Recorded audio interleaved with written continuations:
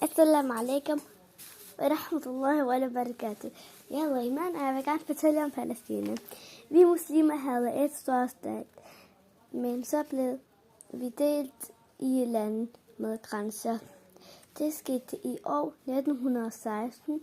For eksempel Palæstina blev til et land med en grænse omkring den. Og dem, der bor i Syrien, skulle have et pas til at komme ind i Palæstina. Palæstina fik så et flag som et symbol for, at det er Palæstina.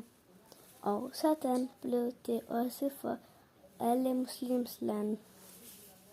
For derfor kunne England tage Palæstina fra os muslimer, fordi landene blev så svære